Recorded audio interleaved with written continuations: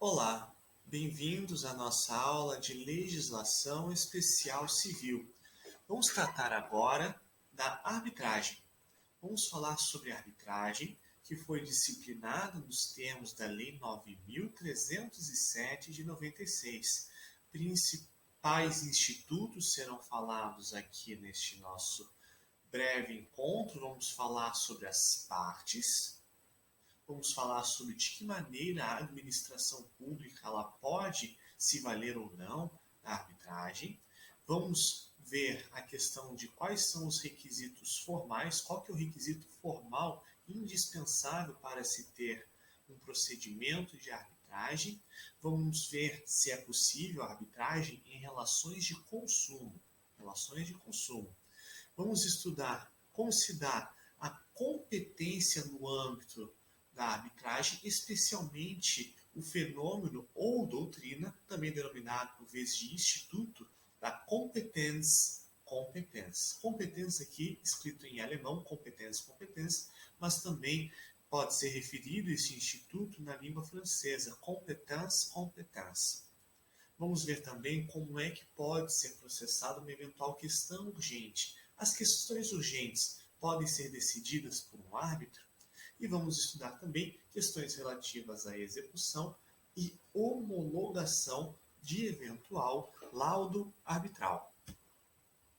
Ao se falar de arbitragem, nós temos que, já no artigo 1º da Lei 9.307 de 96, nós temos como requisito que podem se valer da arbitragem as pessoas capazes para contratar, está bem? E eis que, já no parágrafo 1º, nós temos a ideia de que a administração pública direta e indireta, repetindo, direta e indireta, poderá utilizar-se da arbitragem para dirimir conflitos relativos a direitos patrimoniais disponíveis. E parágrafo 2º, ainda do artigo 1º, a autoridade ou órgão competente da administração pública direta para a celebração da convenção de arbitragem é a mesma para a realização de acordos ou transações. Então, nós temos aqui, no âmbito da arbitragem, a ideia de que é possível se valer de um veículo para a resolução de conflitos que não seja judicial, pelos mais diversos motivos, por ser mais célere, por ser informal e assim por diante. E eis que no âmbito dos métodos alternativos de resolução de conflitos, a arbitragem se diferencia muito da conciliação, negociação, autocomposição e assim por diante, porque na arbitragem já há a figura clara e nítida do árbitro. Não está mais se falando de um conciliador ou de um mediador, não está se falando de alguém que procura mediar ou eventualmente propondo ou não uma solução para o caso concreto. No âmbito da arbitragem, nós temos o árbitro efetivamente decidindo uma questão apresentada. E então, esta questão pode ser levada por qualquer parte hábil a contratar. E neste âmbito surgiu uma grande discussão sobre a administração pública.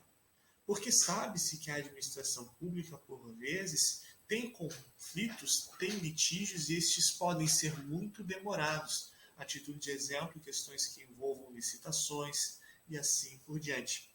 E eis que, com a reforma legislativa ocorrida em 2015, assentou-se que, de maneira expressa, a administração pública pode sim se valer deste meio de resolução de conflito para direitos patrimoniais disponíveis. Repetindo, direitos patrimoniais disponíveis. E aqui já surge uma polêmica. É legítima a utilização de arbitragem? Eis que antes mesmo da reforma de 2015, a jurisprudência já aceitava.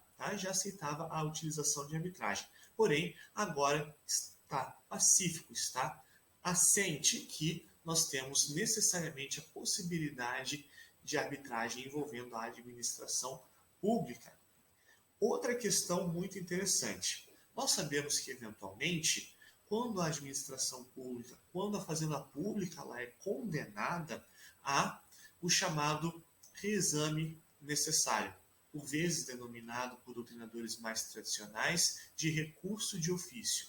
No âmbito do reexame necessário previsto no novo Código de Processo Civil, que já era previsto também no Código anterior, nós temos a ideia de que, para algumas condenações, para condenações que excedam determinado valor, deverá ocorrer o duplo grau de jurisdição obrigatório. E agora, será que isso se aplica à arbitragem? Será que a decisão de eventual árbitro estará sujeita a duplo grau de jurisdição? E a resposta é negativa. A resposta é negativa. Quando temos um litígio envolvendo a administração pública, sendo resolvido por arbitragem, este não deverá ser levado a duplo grau de jurisdição.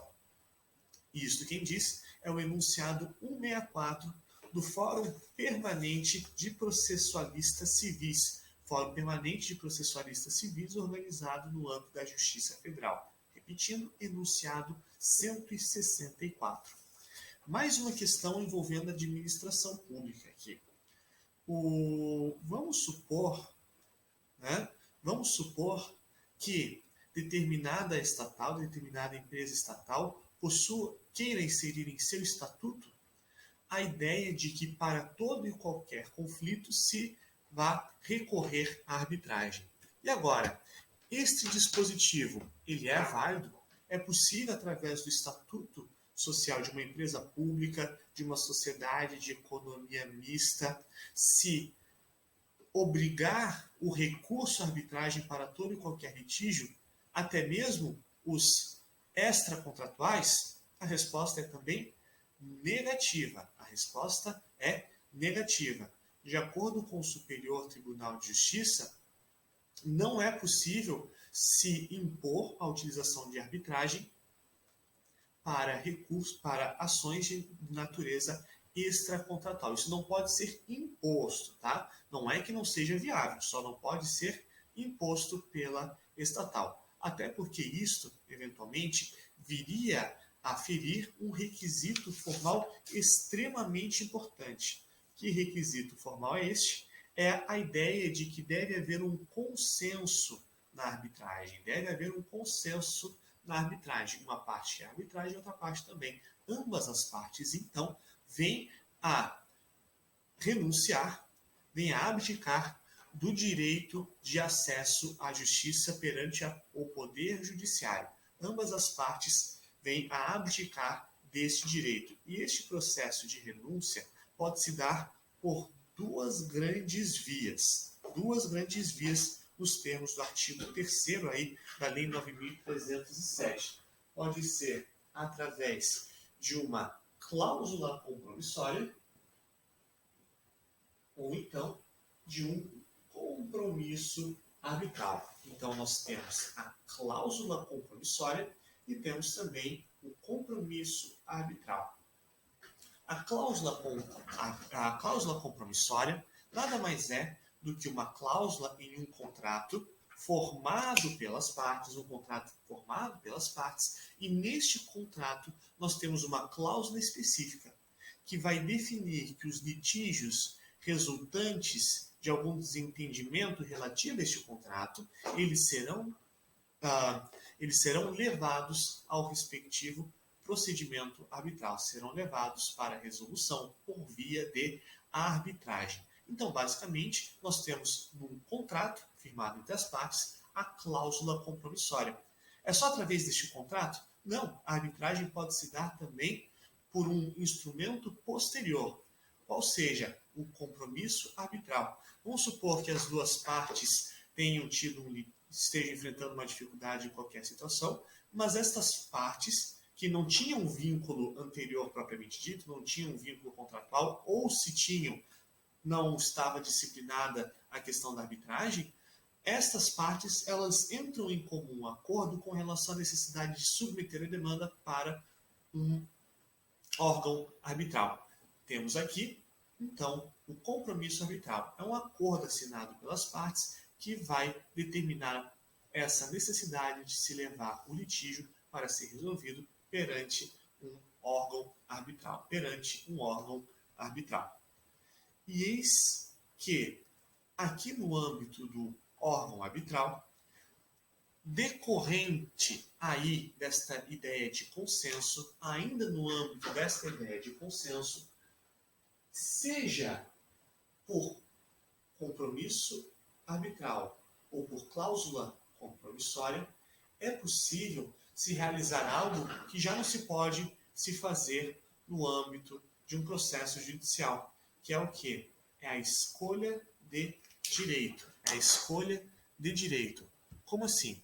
Nos termos da Lei 9.307, a arbitragem poderá ser de direito ou de equidade. Ou seja, as partes podem determinar até que ponto elas querem que o árbitro decida a questão com base no direito ou então com base na aplicação da justiça ao caso concreto. E aqui uma observação.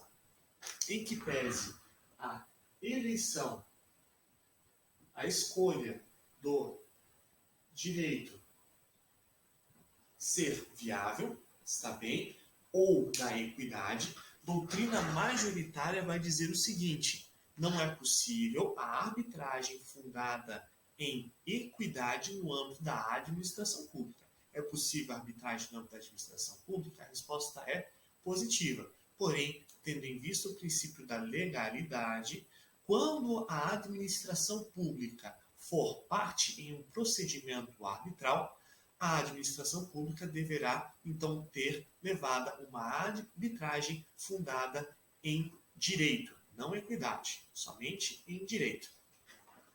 E é interessante se notar também que no âmbito da arbitragem, especialmente na internacional, é possível se eleger direito estrangeiro. Muito comum você eleger, por exemplo, o direito suíço, eleger o direito francês e assim por diante, em detrimento do direito americano e assim por diante. Outra questão aqui diz respeito às relações de consumo. Aqui não estamos mais falando no âmbito da administração pública. Aqui nós estamos falando sobre até que ponto que um consumidor ele pode ter instaurado contra si ou contra outra parte, um vendedor, um fornecedor e assim por diante, um procedimento arbitral. E eis que, nos termos do artigo 51 do Código de Defesa do Consumidor, isto poderia ser considerado como abusivo. Por quê?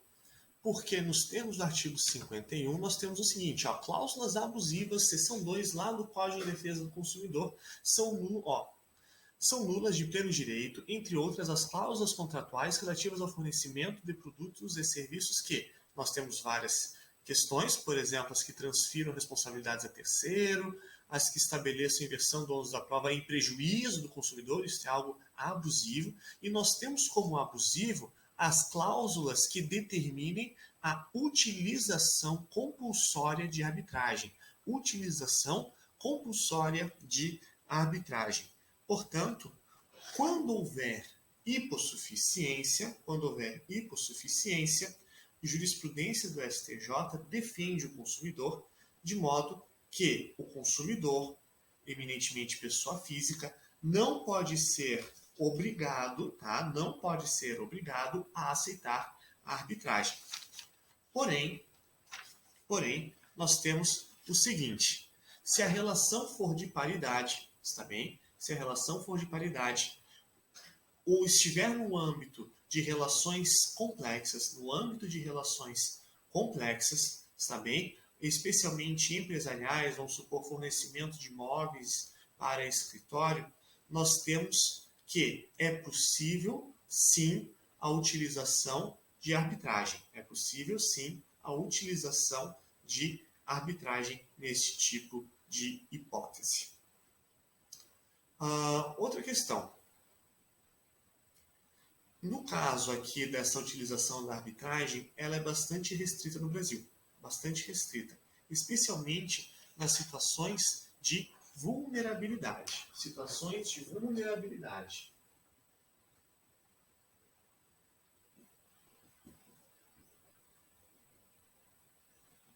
Está bem?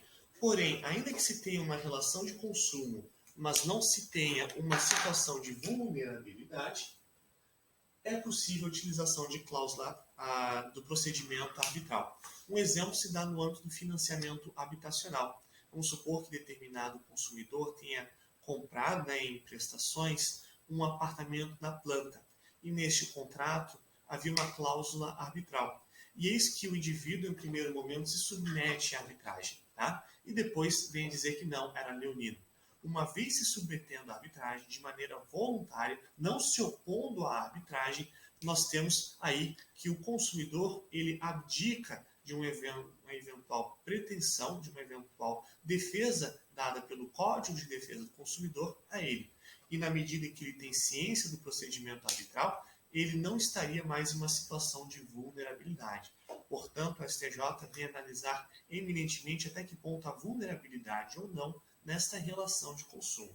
Uma curiosidade aqui diz respeito à utilização de arbitragem nos Estados Unidos. Nos Estados Unidos, a arbitragem é amplamente aceita e ela é utilizada até mesmo para questões trabalhistas, é utilizada para questões consumeristas, é utilizada para as questões envolvendo franqueadores e franqueados das mais diversas redes de lojas e assim por diante. Está bem? Sendo que é nos Estados Unidos, tá? Olha só que interessante, até problemático, é nos Estados Unidos considerado válido um dispositivo de submissão à arbitragem, mesmo quando o custo da arbitragem é superior ao custo do pleito. Portanto, vamos supor que uma relação paritária, e este foi o caso Prima Colors Paint. Foi o caso em que os franqueados da Colors Prima Paint estavam sendo lesados, né? Acreditavam estarem sendo lesados nas suas relações com a franqueadora. Só que o valor da lesão jurídica era relativamente baixo e o custo da arbitragem era superior ao custo da eventual lesão. Vamos supor que o custo da eventual lesão fosse $500 por mês e eis que o custo da arbitragem seria, vamos supor, de mais de $5.000, relativamente a somente um ano, né? Nesses casos, em que pese se estar diante de uma situação leonina, né, de uma situação pouco equânime, a jurisprudência da Suprema Corte dos Estados Unidos diz que é sim válida esta cláusula de compromisso, essa cláusula compromissória arbitral, né? Essa cláusula compromissória ela é válida mesmo em situações de evidente disparidade econômica entre o eventual objeto de uma demanda e o custo da demanda perante o juízo arbitral. Outra questão muito interessante diz respeito à competência. Também diz respeito à competência. Nós temos, no âmbito da arbitragem, que, eventualmente, a possibilidade do árbitro ter a sua competência vai ser questionada. Olha só, vamos supor que nós tenhamos um compromisso arbitral ou uma cláusula compromissória, está bem? Mas eis que uma das partes invoca nulidade nesta cláusula compromissória. Vamos supor que uma das partes invoque a ideia de erro com relação à cláusula compromissória. Está bem? Vamos supor que uma das partes diga o seguinte: eu tinha me comprometido a ir para a arbitragem, mas só que eu não fazia ideia que estava me comprometendo a uma arbitragem que seria desenvolvida no estado de São Paulo. Eu pensava que a arbitragem seria desenvolvida em um outro estado, seria desenvolvida no Paraná e assim por diante. Eis que, se uma das partes alega eventual nulidade desta cláusula compromissória, quem que vai decidir sobre a competência do árbitro? É o próprio árbitro que vai decidir sobre a sua competência ou caberá ao Poder Judiciário dizer se o árbitro ele tem, sim, uma, entre aspas, jurisdição para dirimir o conflito entre as partes? Aqui, nos termos da doutrina da competência, também denominada de competence, no direito francês, o árbitro ele é competente, está bem? O árbitro ele é competente para determinar se ele é competente. Olha só que estranho, né? Você não sabe se a pessoa é competente. E essa pessoa que você não sabe que é competente é que vai determinar se ela é competente. Olha só, o árbitro pode dizer o seguinte: eu vou analisar se eu tenho competência. Eu vou ver se essa cláusula compromissória é válida ou não. E pode o árbitro chegar à conclusão de que ele não é competente. Olha só, o árbitro pode dizer o seguinte: essa cláusula compromissória, de fato, ela era nula. Portanto, eu só sou competente para dizer que eu não sou competente. Eu só sou competente para dizer que essa cláusula é nula e que as partes não podem submeter uma demanda perante para arbitragem. Tá? Isso é algo possível. É a chamada doutrina, né, da competência. Esse instituto é a competência. O árbitro vai dizer se ele pode julgar ou não, arbitrar, né, determinada demanda. Outra questão relacionada à competência diz respeito a eventuais conflitos entre árbitro e juiz. Vamos supor que determinado árbitro, ao analisar esta cláusula compromissória, diga que ele é competente, que essa cláusula compromissória é válida. Porém, vamos supor que a mesma parte que se resignou com isso, com essa decisão por parte do árbitro, submeta a decisão para um judiciário. E o juiz, que seria possivelmente competente, diz: não, o árbitro não é competente. Eu que sou competente, eu, juiz, sou competente. Quem que vai dirimir este conflito entre árbitro e juiz? Quem que vai dirimir este conflito de competência entre o árbitro e o juiz? E aqui o posicionamento é de que caberá ao STJ. O árbitro, ele é equiparado ao juiz comum, ele é equiparado a um juiz comum, de modo então que deverá ser submetida ao STJ, está bem? Ao STJ, essa questão relativa ao conflito de competência. Isso foi decidido no conflito de competência, o CC 139.519 do Rio de Janeiro. Repetindo, para quem quiser analisar esse julgado, é o conflito de competência 139.519, originário do Rio de Janeiro, julgado pelo STJ. O que mais? Uma importante questão aqui diz respeito aos poderes do árbitro. O árbitro não tem a força policial ao seu dispor, não conta com oficial de justiça, não tem os meios necessários para fazer cumprir com as suas determinações, tal qual o juiz. Portanto, como é que fica a eventual possibilidade do árbitro decidir sobre questões urgentes? Como fica a possibilidade do árbitro determinar questões urgentes? Como que o árbitro faz para que as suas determinações sejam cumpridas? Ele pode se valer da força? Aqui nós temos um procedimento, está bem, que é o seguinte, que é a ideia de que o árbitro ele pode se valer do Poder Judiciário, está bem? Ele pode se valer do Poder Judiciário, emanando a chamada carta arbitral, está bem? A carta arbitral,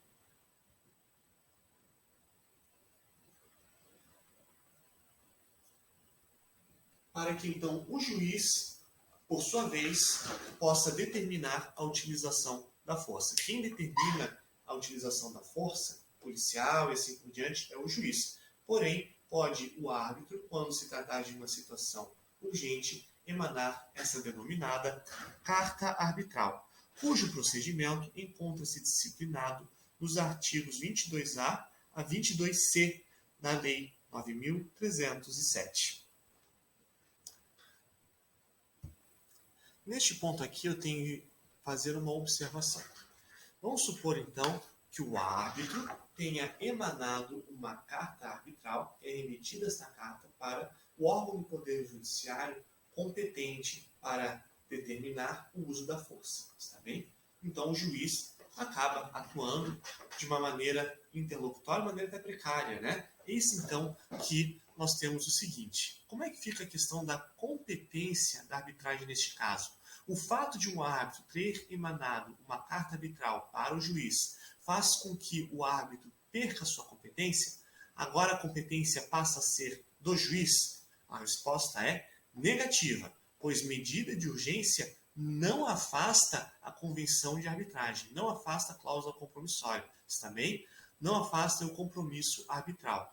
Ou seja, o juiz, neste caso, quando ele determina a utilização da força para fazer cumprir determinada ordem do árbitro, ele não está munido de jurisdição propriamente dita. Ele está simplesmente realizando um ato de verificação da possibilidade de utilização do uso da força pelo poder judiciário, por assim dizer. Está bem? A competência permanece com o árbitro. Mais uma questão agora diz respeito à modalidade de execução. Qual que é a natureza da sentença, entre aspas, arbitral? Não há uma sentença arbitral. O que há é um laudo arbitral. Está bem? Há um laudo arbitral. E este laudo arbitral é um título judicial ou extrajudicial? Está bem? É judicial ou extrajudicial?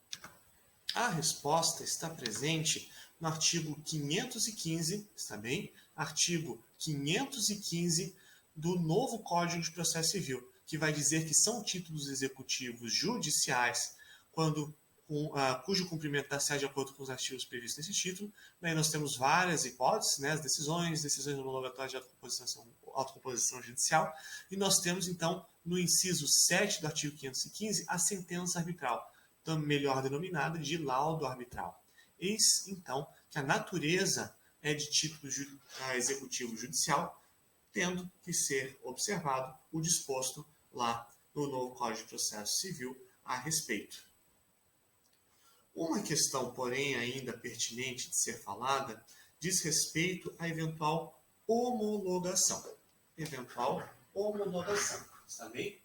Aqui a homologação que a gente fala não é da homologação do laudo arbitral exarado no âmbito doméstico, né? Se nós temos uma parte brasileira, outra parte brasileira, e nós temos um procedimento arbitral sendo realizado no Brasil, nós temos um procedimento que vai ensejar uma sentença arbitral ou laudo arbitral, que por sua vez vai ser executado como título judicial. Porém, e se esta arbitragem não for realizada no Brasil, for realizada no exterior, é possível se realizar a execução como se título executivo judicial fosse, ou há que se realizar a homologação como se fosse sentença estrangeira? E aqui a resposta é inequívoca no sentido de que se for estrangeira, tá? Se for estrangeira, deve o STJ realizar a homologação. E como é que a gente faz para saber se a arbitragem ela é estrangeira ou não? Vamos supor que uma parte argentina venha a realizar um procedimento arbitral com uma parte brasileira, está bem? E esse dissídio venha a ser apresentado perante uma câmara de arbitragem localizada no Brasil. Uma parte argentina, outra parte brasileira, e a Câmara de Arbitragem brasileira é quem decide esse dissídio. Estamos diante de uma sentença arbitral estrangeira? Não, porque o que interessa não é o domicílio das partes. O que interessa é o local dos procedimentos arbitrais, é onde está o árbitro. O árbitro está no Brasil, então é um laudo arbitral brasileiro. O árbitro está no exterior, então é estrangeiro. Vamos pensar no seguinte, vamos pensar agora na hipótese de um banco brasileiro realizar um procedimento arbitral com outro banco brasileiro. Vamos pensar Santander realizando um procedimento arbitral com Itaú, ou enfim, qualquer banco brasileiro. Pode até ser público, né, porque a administração pública se submete. E eis que esse procedimento arbitral venha a ser resolvido por um árbitro brasileiro, mas este árbitro brasileiro está em Nova York. E agora? Está tudo em português, procedimentos em português, mas o árbitro brasileiro estava em Nova York, tá? O laudo foi exarado em Nova York. E agora? É possível se realizar a execução direta deste laudo no Brasil?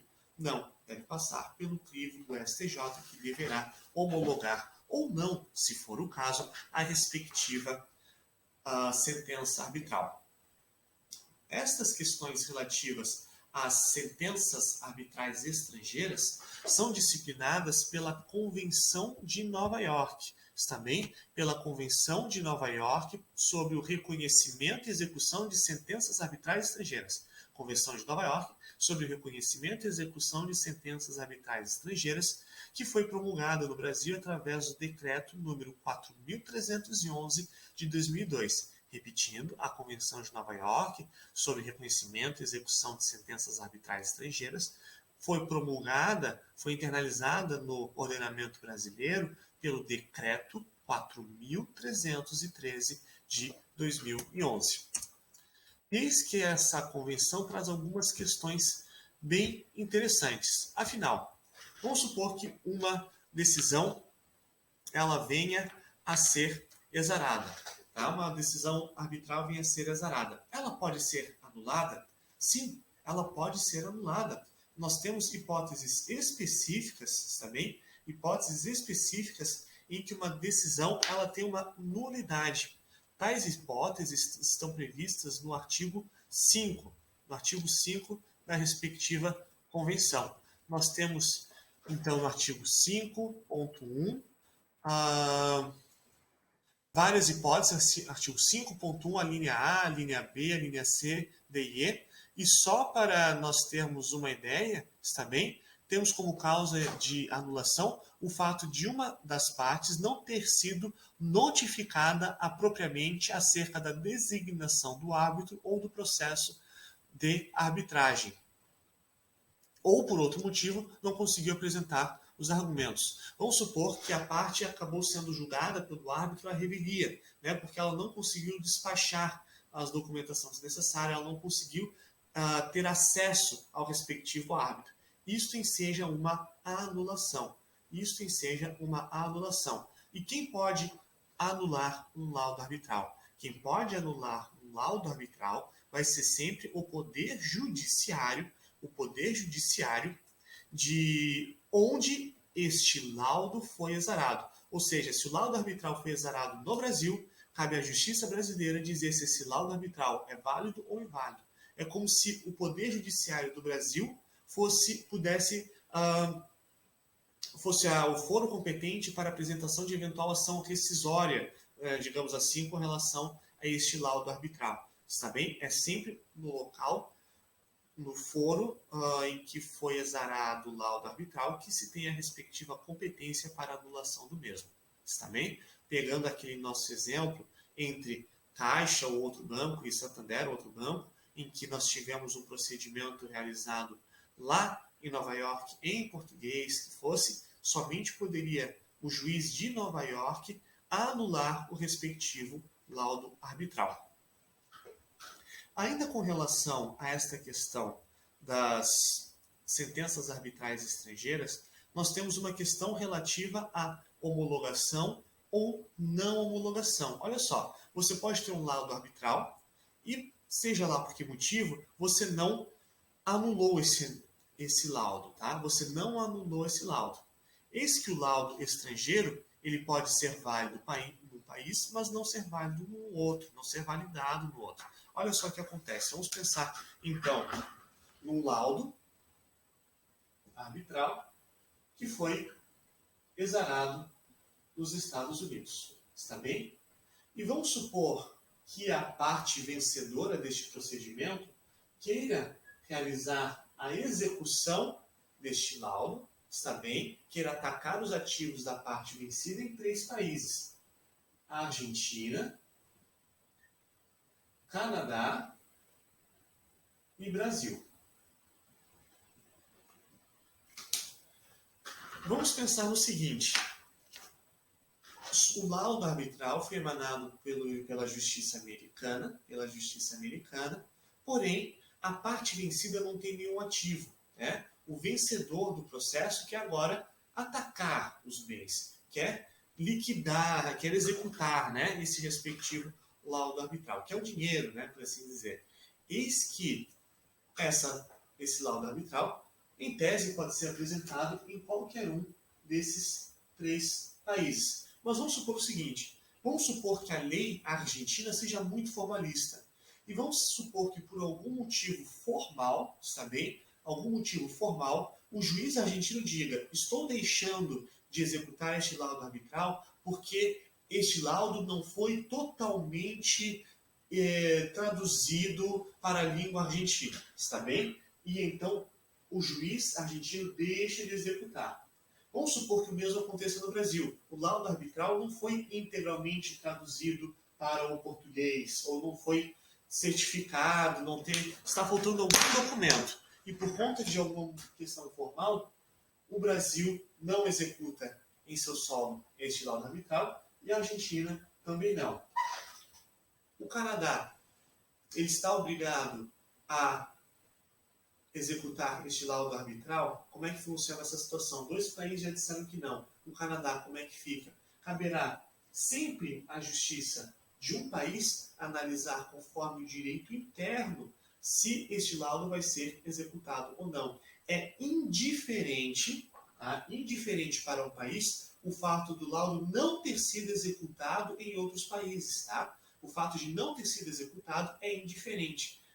O Canadá, na medida em que é signatário aí da Convenção de Nova York, ele tem um compromisso de fazer valer o laudo arbitral na medida do possível. Está bem? O fato de outros países não homologarem, não executarem, não vai dar ensejo a uma eventual possibilidade do Canadá, neste nosso exemplo, de um terceiro país, se eridir do seu compromisso de execução. Visto isto, vamos passar a uma última questão relativa à sentença estrangeira. O STJ, ao realizar a apreciação da execução desta respectiva sentença arbitral, o STJ, ele então vai homologar ou não essa sentença, e conforme a gente já sabe, em sede de homologação, o STJ, ele tem que analisar o quê? O STJ, ele tem que analisar até que ponto que a sentença está ou não violando a ordem pública, os bons costumes, a dignidade da pessoa humana, a soberania ou segurança nacional. Está bem?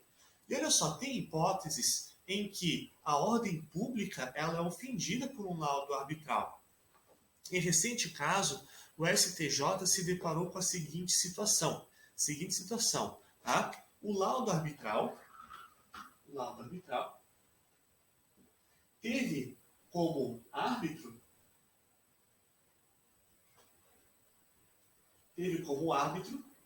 uma pessoa que possuía um vínculo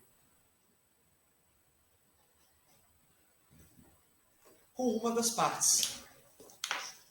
O árbitro ou um dos membros do comitê de arbitragem, a arbitragem não precisa ser realizada por somente um árbitro, pode ser um comitê de arbitragem também, 3 pessoas, o presidente, né, isso é muito comum. Eis que o árbitro tinha vínculo pessoal, tinha vários contratos, ele tinha, por exemplo, vários contratos relacionados à consultoria jurídica com uma das partes. E eis que, não surpreendentemente, este árbitro veio a exarar uma decisão favorável a esta parte com quem ele já tinha uma relação empresarial, uma relação contratual. E agora, será que é viável isso, um árbitro se valer do seu poder e justamente emanar um laudo arbitral favorável a um amigo seu ou um parceiro de negócios? No Brasil, nós não temos isso sendo vedado expressamente na lei de arbitragem, porém, nós temos que, nos termos do Código de Processo Civil, tal representa uma hipótese de suspeição, o que poderia justamente afastar a possibilidade de um juiz analisar e apreciar uma demanda. O julgador, se ele tem um laço com uma das partes, ele é suspeito, ele tem um vínculo íntimo com uma das partes. Na medida, então, que este laudo arbitral foi exarado, descumprindo-se a imparcialidade do árbitro, este laudo arbitral não pode ser homologado no Brasil. Este laudo arbitral não pode ser homologado no Brasil. Fato é, ele não foi anulado, é só não homologado. Este laudo arbitral poderia ser executado em um terceiro país? Teoricamente sim. Porém, caberia sempre a parte vencida alegar em cada país em que esse laudo arbitral fosse apresentado que ocorreu uma violação ao princípio do juiz natural e assim por diante. Portanto, sempre fique atento com relação a essa peculiaridade no âmbito da arbitragem internacional, que a execução dela pode se dar em mais de um país. O fato de um país não querer executá-la não importa em sua inviabilidade, pelo contrário, ela só pode ser anulada pelo órgão judiciário do país em que se teve a sede do procedimento arbitral, onde foi exarado o laudo arbitral. Não obstante isso, quando se fala de decisão arbitral estrangeira, sentença arbitral estrangeira, ela deve ser, no Brasil, homologada pelo STJ e não meramente executada. Vimos hoje, então, a arbitragem. Vimos que a arbitragem se desenvolve entre partes capazes de negociar sobre questões patrimoniais disponíveis, incluindo aí como parte a administração pública direta ou indireta. Temos como requisito indispensável um compromisso arbitral, que pode se dar por cláusula compromissória ou convenção de arbitragem. A convenção de arbitragem pode se dar, por compromisso arbitral ou cláusula compromissória. Vimos que há restrições à arbitragem sede em relações de consumo que são decorrentes da vulnerabilidade. Isso não quer dizer que a arbitragem seja proibida sempre. Não, há apenas restrições. E em situações empresariais complexas, é possível sim a arbitragem compulsória envolvendo um fornecedor e um consumidor. Vimos questões relativas à competência, sendo que eventual conflito acerca da competência entre um árbitro e um juiz, quem decide é o STJ. Vimos o Instituto do competentes, no sentido de que cabe a um árbitro decidir sobre a própria competência. O árbitro ele pode decidir sobre questões urgentes, como emanando uma carta arbitral que será executada pelo juiz. O laudo arbitral exarado pelo árbitro pode ser executado na condição de título judicial. Porém, se for estrangeiro, o procedimento é um pouco mais complexo, pois será uma sentença arbitral estrangeira a ser homologada ou não. Se não cumprir com a ordem pública, com os costumes, como no caso de uma sentença arbitral em que se violou a neutralidade do juiz, isso não vai ser homologado. E não confunda não homologação com anulação. A anulação, anular um laudo arbitral, só pode fazer o órgão judiciário do local, do foro em que se encontra, do foro que se encontra competente acerca da respectiva matéria no local onde foi exarado o laudo arbitral. Somente o juiz competente no lugar onde foi exarado o laudo arbitral é que pode anular. Porém, em sede de decisões arbitrais estrangeiras, o STJ pode deixar de homologar, desde que não siga agora, desde que ocorra uma violação aos bons costumes, ordem pública, segurança nacional e dignidade da pessoa humana. Com isto é tudo e encerramos o conteúdo de arbitragem.